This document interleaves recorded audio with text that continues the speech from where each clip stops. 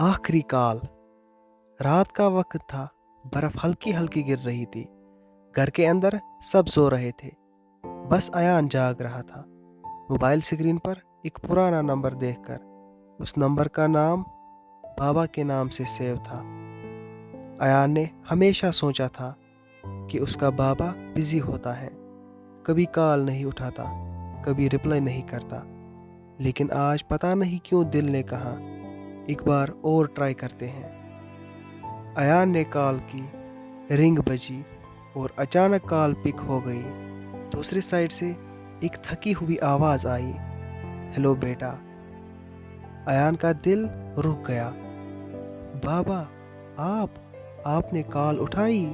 आवाज़ हल्की सी मुस्कुराई। हाँ बेटा, आज उठाना ज़रूरी था। अयान ने आंसू छुपा कर कहा, बाबा आप कहाँ थे इतने साल? आपने कभी मुझे मिस नहीं किया? वहाँ से सिर्फ एक गहरी सांस आई। मैं रोज़ मिस करता था, हर दिन, हर रात। अयान गुस्से में बोला, फिर कॉल क्यों नहीं किया? एक मैसेज भी नहीं।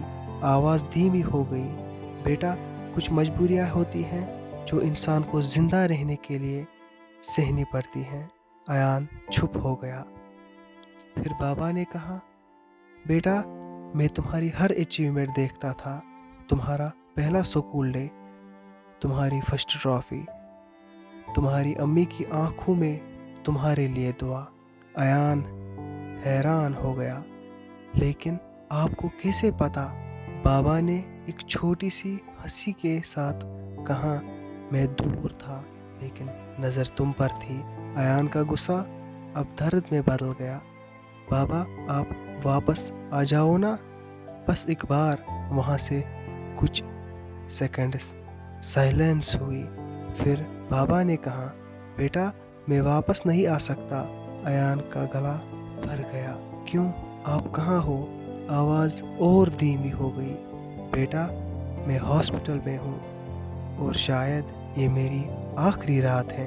अयान के हाथ का मोबाइल कांपने लगा।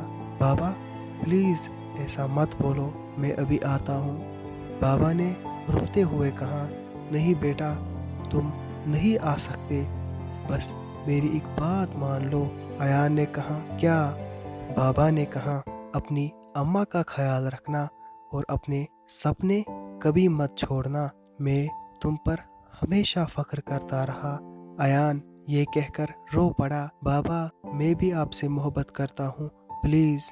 बाबा ने हल्की सांस ली, बेटा मैं तुम्हारे पास हूँ हमेशा। फिर क्या हुआ? कॉल कट गई। अयान ने वापस कॉल की, नंबर स्विच ऑफ आया। अयान पूरी रात सो नहीं सका। सुबह उठकर उसने अपने अम्मा को देखा। अम्मा की आंखों में पहले से आंसू थे। अयान ने धीरे से पूछा, अम्मा आपको पता था? अम्मा ने सिर्फ इतना कहा, तुम्हारा बाबा कल रात चला गया। अयान की दुनिया हिल गई। उस दिन अयान ने अपने बाबा की फोन को लास्ट टाइम देखा और स्क्रीन पर एक नोटिफिकेशन था वॉइस मेल का। अयान ने वो रिसीव की। बाबा की आवाज और बाबा की आवाज सुनी जिसमें बाबा बोल रहा था, बेटा अगर तुम ये सुन रहे हो तो समझ लेना मैं चला गया, लेकिन याद रखना बाप कभी दूर नहीं होता, बस वक्त कम होता है। मैं तुम्हें देखकर ही जीता रहा। कहानी का मकसद निकला, कुछ लोग जिंदगी में लेट रिप्लाई देते हैं लेकिन उनका प्यार हमेशा ऑन टाइम होता है।